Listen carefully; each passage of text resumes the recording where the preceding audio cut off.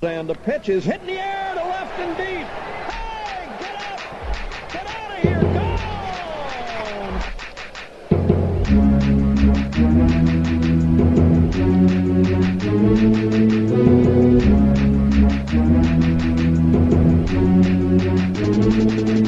Well, it's been a long time, but the Brewers are back. We got the crew from Milwaukee. And from the greatest city in the world, Milwaukee, Wisconsin.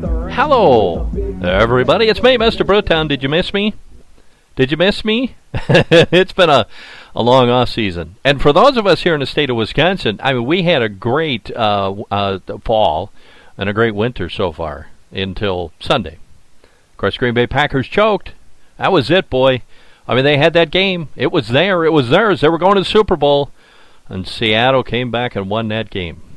Now, I'm not going to go into a long tirade on how we should fire everybody and we should trade everybody. And that's it. The Green Bay Packers are never going to make the Super Bowl again. They're on their way to becoming a losing team. I'm not going to get into that, because I think the Packers are strong. I think the Packers need to stay course. I think the people that they have are the best people that they can get. You could go in another route. You could get rid of Ted Thompson. You could get rid of Mike McCarthy. You could trade off Aaron Rodgers, but you're not going to get anybody who can match what those guys can do.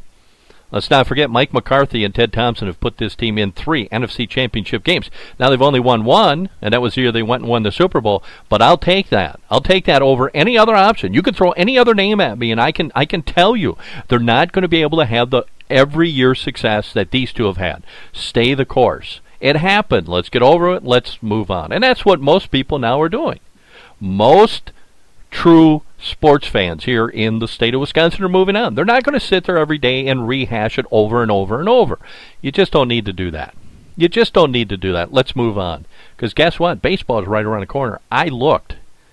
As soon as that Packer game was over with, I start looking around the corner for baseball, and it's there. It is there, ladies and gentlemen. Big news coming out of the Milwaukee Brewer camp. Yovani Gallardo. Now, we have talked about this since last year. Yovani Gallardo has been traded. Yovani Gallardo has been a good pitcher for the Milwaukee Brewers. He has not been a great pitcher. And I know those of you that write me and say, how come you're not high on Yovani Gallardo? It's not that I'm not high on Yovani Gallardo. I think he's a good pitcher. I think he's been very good for the Milwaukee Brewers. He's never been a true ace. And I've been talking about this for 5-6 years now, why he's not a true ace. I just don't think that Yovani Gallardo overall is going to be that great pitcher. I think he's on the down end of his career now. I think everything from here on will be sliding in a downward motion. I think he's lost a little velocity off his ball.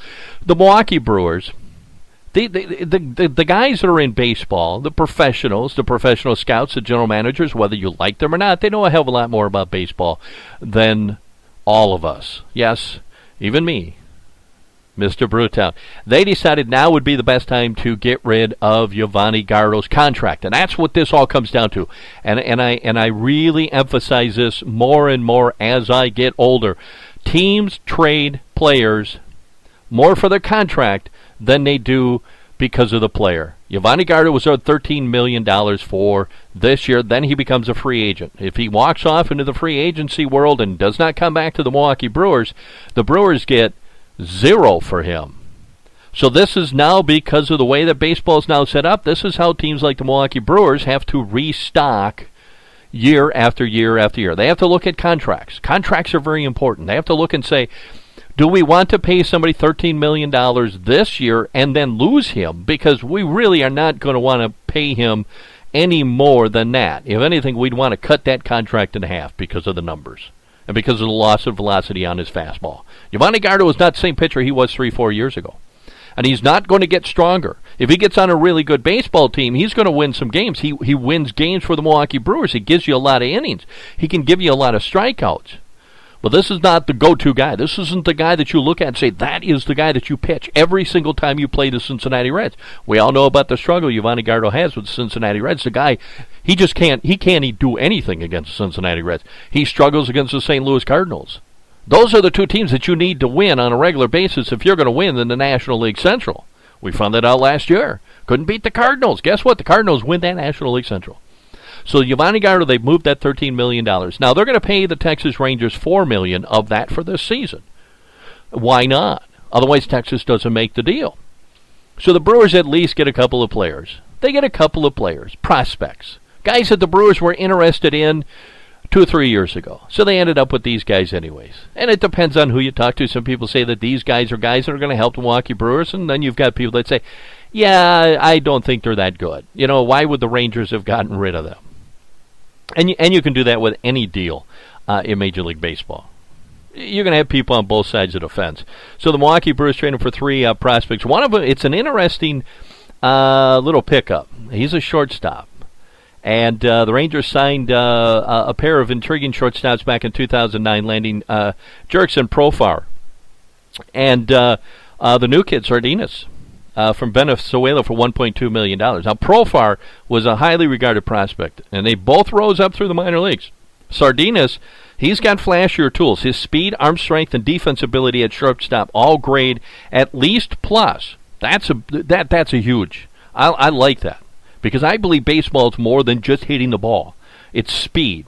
It's being able to field your position. It's being able to throw that ball quick and strong over to first base. And he has a chance to develop into a above-average hitter as well. Sardina still needs some time, though, to master that strike zone and improve his defensive consistency. But he could fit at the top of a batting order while providing gold glove defense. The 21-year-old Sardinas made his major league debut last season, hitting .261 with 5 steals in 43 games. He spent most of the season at AAA Round Rock, where he batted .290, 9 steals in 60 contests. So I'm putting a plus for that, for picking up that guy. For picking him up, that's a plus. Of course, the shortstop situation in Texas is pretty much loaded. So that's a plus for the Milwaukee Brewers. Because Gene Segura, there's a big question mark. There's a big question mark on Gene Segura. Now, he's got all the talent in the world, and he has shown us. He has shown us that, hey, I can play shortstop. But he had a disastrous year last year, both personal and professionally. Can he snap back? The Brewers are looking at down the road. They're looking for the future. They've got a nice core of talent up at that at the home club. They've got a nice core of talent, and they're comfortable with that. And I'm comfortable with most of it. But I like this. I like that kind of pickup. You move $13 million. You move the player that you're probably not going to have next year, and you at least got something. We saw Doug Melvin do that with Zach Greinke. Zach Greinke, you were not going to come up with the money to sign Zach Greinke long-term with the Milwaukee Brewers. And you knew that he was going to go somewhere. He was going to go after the money because we would all do that. So they at least got something. Gene Segura was one of them. So smart move by the Milwaukee Brewers. Also, they picked up a nice-looking pitcher that actually came up through the Detroit Tigers farm system, and then they dealt him off to the Rangers. He's 23-year-old. His name is Keeble. He has stuff and moxie to become a closer, throwing a fastball that ranges from 91 to 98 miles per hour and a nasty curveball that's a well above average second offering when at its best. He was shut down in August with an injury to a ligament in his right elbow, though he won't require Tommy John surgery at this point. The right-hander recorded a 2.18 ERA in 63 strikeouts and a 152 opponent's batting average in 45 and one-third innings in the upper levels of the minors this past year. He posted a 6.23 ERA in 8 games with the Tigers, then was dealt off to the Rangers and finished in the minor leagues. So the injury concerns me, because injuries with pitchers always concern me. But we'll see. If he works it out, hey, it looks like the kid's got some good stuff. The other one, Deplin, he's a young kid. Just an absolute young kid. He's years away from being with the Milwaukee Brewers. He pitched last year in the rookie level Dominican Summer League, and he did pretty good. A 1.4 ERA in 13 starts, striking out 57 at 64 and one-third innings. So the Brewers are stocking for the future. Now, this next pickup by the Milwaukee Brewers that we'll talk about when we come back from our break, this one, about 10 years ago, would have lit this city on fire. This city would have been so excited that we picked this player up. Now, I don't think so, but we'll see. Stranger things have happened in the greatest city in the world, Milwaukee, Wisconsin. We'll be right back, folks. You're listening to The Big Show. We call it Brewtown Sports. Baseball is the president tossing out the first ball of the season, and a scrubby schoolboy playing catch with his dad on a Mississippi farm. A tall, thin old man waving a scorecard from his corner of his dugout. That's baseball. So is a big fat guy with a bulbous nose running home one of his 714 home runs. There's a man in Mobile who remembers that Honus Wagner hit a triple in Pittsburgh 46 years ago. That's baseball. So is a scout reporting that a 16-year-old Sandlot pitcher in Cheyenne is a coming Walter Johnson. Baseball is a spirited race of man against man, reflex against reflex, a game of inches. Every skill is measured, every heroic, every failing is seen and cheered, or booed and then becomes a statistic. In baseball, democracy shines its clearest. The only race that matters is the race to the bag. The creed is a rule book, and color merely something to distinguish one team's uniform from another. Baseball is a rookie, his experience no bigger than the lump at his throat as he begins fulfillment of his dream. It's a veteran, too, a tired old man of 35, hoping that those aching muscles can pull him through a sweltering August and September. Nicknames of baseball, names like Zeke and Pie and Kai and Home Run and Dizzy and Dancy. Baseball is the clear, cool eyes of Rogers Hornsby, the flashing spikes of a Ty Cobb, and an overage pixie named Rabbit Baranville. Baseball, it's just a game, as simple as a ball and bat, and yet as complex as the American spirit it symbolizes. It's a sport, a business, sometimes almost even religion. While the fairy tale of Willie Mays dashing off to play stickball in the streets with his teenage pals, that's baseball. And so is the husky voice of a doomed Lou Gehrig saying, I consider myself the luckiest man on the face of this earth. Baseball is cigar smoke, hot roasted peanuts, ladies' day, down in front. Take me out to the ball game and the Star-Spangled Banner. Baseball is a man named Campanella telling the nation's business leaders, you have to be a man to be a big leaguer, but you have to have a lot of little boy in you too. This is a game for America, this baseball, a game for boys and for men. And I agree completely. Hey, welcome back to the big show. You're listening to Brewtownsports. It's all about the Milwaukee Brewers and a lot of other things. If you've been listening for the last 5-6 years, you know that sometimes it just becomes other things. You can still find us, let me look at my list here. It's been a while since I've done one of these shows. Stitcher.com, TuneIn.com, and iTunes.com. Also TPSradio.net. And Spreaker.com, and also Podomatic.com. So there you go. That's where you can find that show. Also, if you're interested, hey, and I know you guys are, if you like country music, if you like, put a little jazz in your life, you want a little jazz in the background, if you like a good mix of rock and roll, go to brewtownradio.wix.com/BrewtownRadio. That's my thing. I've got 3 radio stations online now. I got them all on one page, so go ahead and check it out. It's brewtownradio.wix.com/BrewtownRadio. And of course, you know, I still have my list of everything that I have rattled off over the last couple of years, and some of it has changed, so I've even written it down.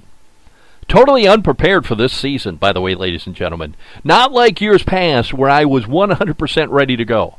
I'm not ready this year because we were so involved with the Green Bay Packers. This year, it just felt so special that you just knew it. You just knew that this team was just blowing people away. The defense was playing so much better over the last 10 games. You just thought there's no way. We can go into Seattle and we can win. And we were winning up until about 4 minutes left in the game. We go to the Super Bowl and we beat the New England Patriots because Mike McCarthy would never, ever allow them to underinflate balls. Never would he allow the Patriots. He'd be checking every ball. And Aaron Rodgers would beat the Patriots again. So I really didn't pay attention. I wasn't preparing for this season, and Sunday that all came crashing down. So Monday morning, I started to look and say, hey, what's going on with the Milwaukee Brewers? Here's something interesting. And as I said before the break, 10 years ago, the mere mention of this guy's name would have put the city of Milwaukee into baseball heaven.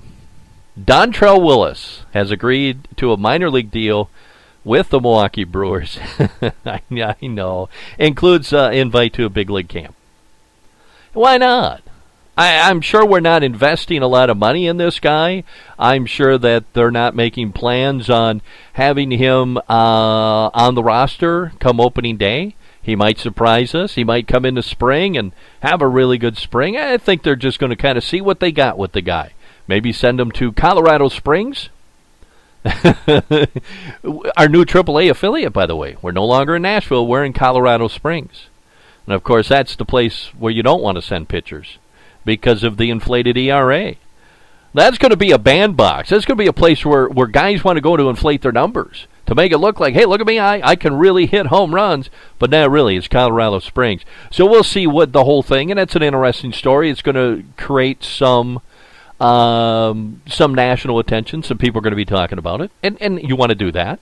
I'm sure the owner of the Milwaukee Brewers and the management staff of the Milwaukee Brewers are looking at it and say, what can we do this spring that is going to bring a lot of attention to this team? Like we had last year with Hank the Dog. Hank the Dog is not a big story anymore. Very few people are talking about Hank the Dog. So, I don't. Maybe they get out there and they find a wild burro, and they well, let's bring him in. It's Hank the Burro. It's Hank the Donkey. You never know. So Dontrell Willis this year is the Brewers' Hank the Dog. Sorry, that's all I could come up with. Why not? Let's see what the guy can do. I mean, you're the Milwaukee Brewers. You're not rich in pitching prospects anyway, so let's bring some veteran in. Let's see, maybe, hey, maybe he just needs to change his approach a little bit. I know what you're saying. Nobody else wanted the guy.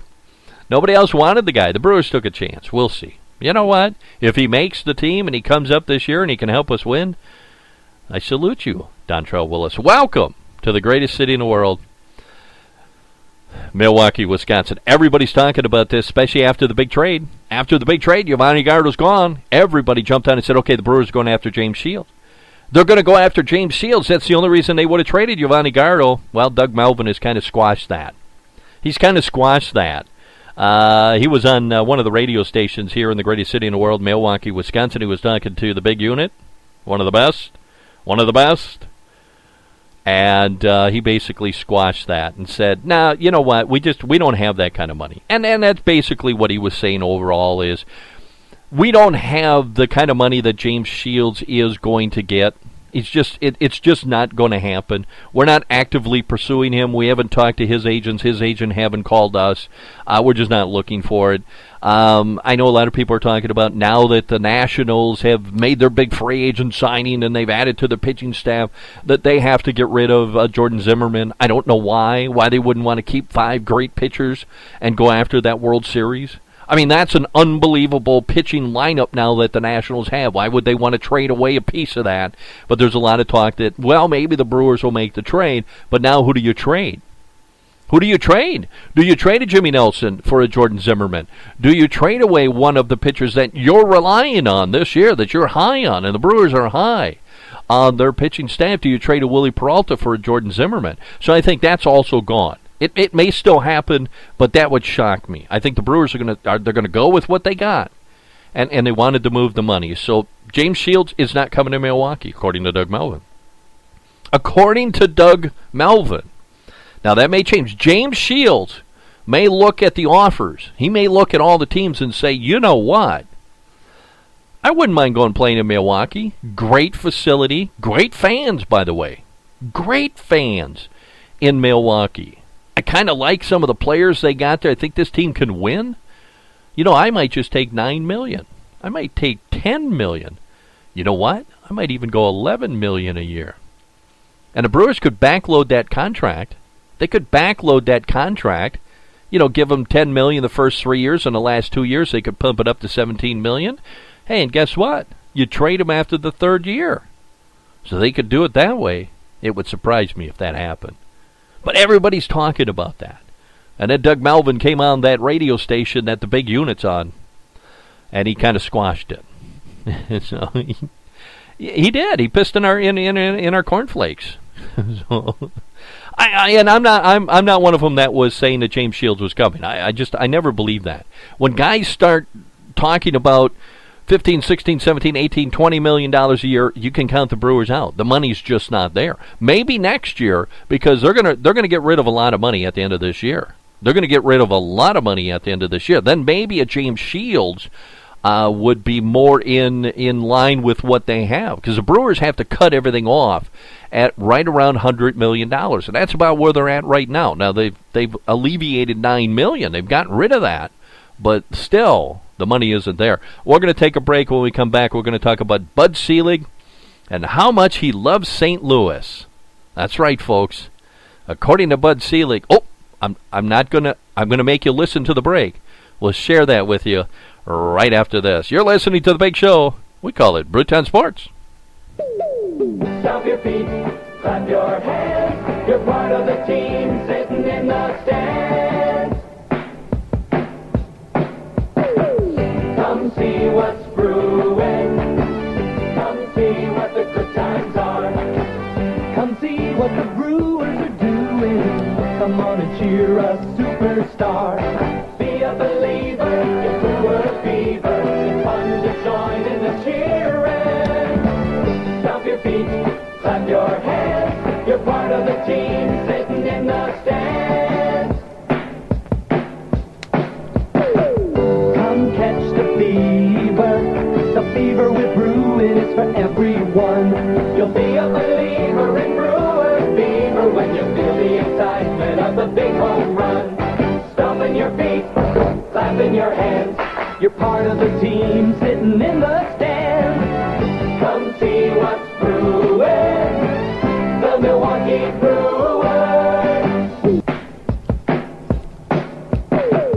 Come catch the fever. The fever with brewing is for everyone. You'll be a believer in Brewer fever when you feel the excitement of the big home run. Stomping your feet, clapping your hands. You're part of the team sitting in the stands. Come see what's brewing. The Milwaukee Brewers.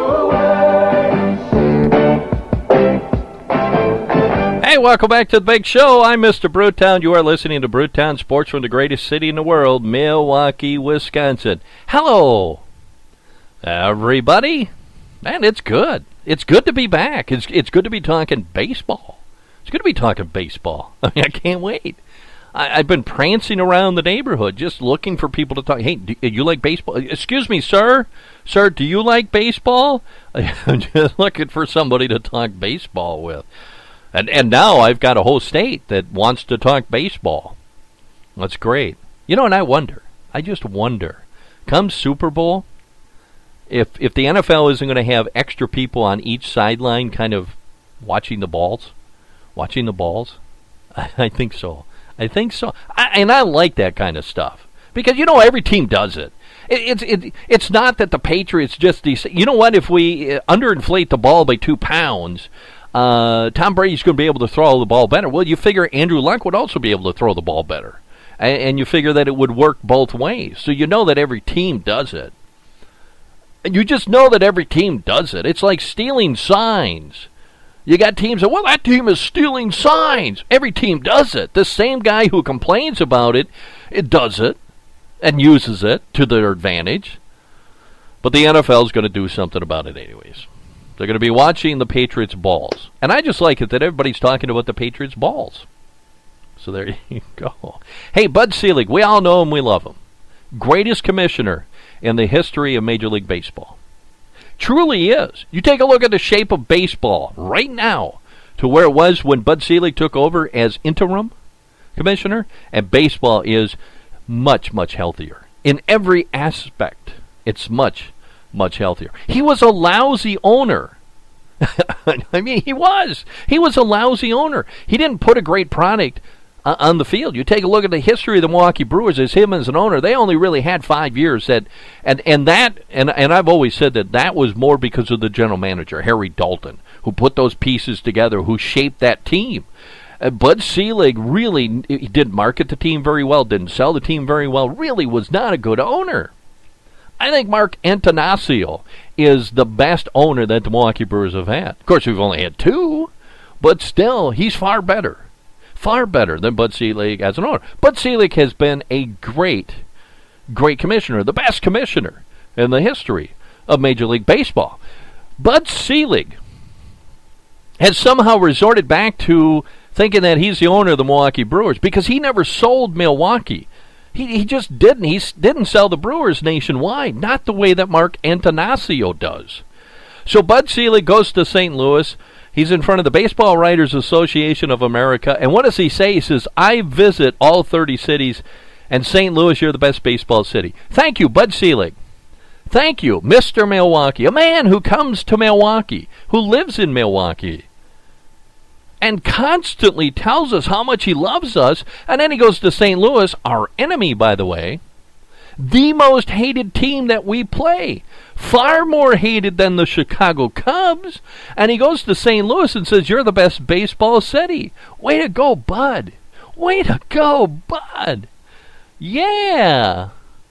Now that you're not the commissioner anymore, and if you decide to start selling cars again, I'm sure a lot of Brewer fans, they're not going to want to buy. Oh, what are you thinking? I understand why you did it, and I understand that St. Louis is considered a great baseball town. I don't consider it the best baseball city. I don't. I just don't. I think it's a good city, and they got a great team and a great product, and they got a great history. But the greatest baseball city? Buddy, what are you doing? Remember your roots. Throw us a bone. Please. Can you throw us a bone? Bud Selig, ladies and gentlemen. I don't know if he thought that, well, are there any reporters here? I mean, did he not realize that these are the Baseball Writers Association of America and everything he says is going to be written down, it's going to be shared all over the world? The people in Milwaukee were going to find out about this? I think we ought to take his statue that sits out in front of Miller Park and move that thing to St. Louis. No. I'm just kidding. I'm kidding. I'm having fun with Bud Selig. I understand why he did it. No, I don't. No, if I was the commissioner, I wouldn't. I'd say, you know what? You're a good city. Every city that has baseball is a great baseball city. That's what I would say. Bud Selig. Interesting little note about some of the changes in baseball for this year. Under a new proposal by Major League Baseball, pitchers would be required to finish their warm-up pitches and be ready to make their first pitch of an inning 30 seconds before the end of all between-inning commercial breaks, according to ESPN.com. Hitters would have to be in the batter's box ready to start their at-bats 20 seconds before the end of each break. So there you go. That's the big change this year, ladies and gentlemen. They spent the whole offseason looking at that. And I know everybody's been talking about that for years, and we got to speed up the game, and we got to do this, and we got to do that. I never see the reason for any of this. I don't mind that a game is 3.5, 4 hours. I love baseball. I think the people that complain about it are the casual fans. The people that are going because their buddies are going, or because it's unique, or it's trendy to be at Miller Park. I don't care about stuff like that. If anything, during the commercial break and when the pitchers are warming up, it gives me time to fix my box score. You know, it gives me time to maybe go in the refrigerator and get another bratwurst and some potato chips. Not that I keep potato chips in a refrigerator, but I just don't think it was broken. Why fix it? But they're going to do it anyways. We'll see how long it lasts, though. We'll see how long it lasts. Let's give more to the umpire to do. So there you go. That's a big change in Major League Baseball for this year. We're all excited. I can't wait. And I'm drinking the Kool-Aid this year. I seriously, no, I'm not. This is probably going to be the first year when I make my picks that I may surprise a lot of Milwaukee Brewer fans. I may surprise some of you Milwaukee Brewer fans that say that I'm drinking the Kool-Aid every year and I always pick the Brewers to win it. I may surprise you. Well, and I'm not going to do that right now. I'm not going to make my picks right now because it's time to say goodbye. It's time to go away, ladies and gentlemen. And that's it. That's the show. Hope you enjoyed it because I sure enjoyed giving it to you. You are listening to The Big Show, man. It's good to be back and talking baseball. Have a good day, everybody, and go Brewers go. By the way, I'm taking the Patriots by 7, okay? Patriots by 7.